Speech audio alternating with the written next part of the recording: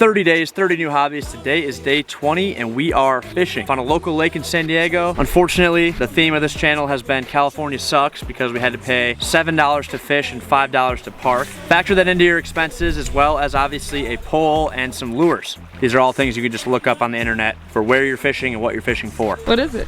It's a largemouth bass. It doesn't look too big to me.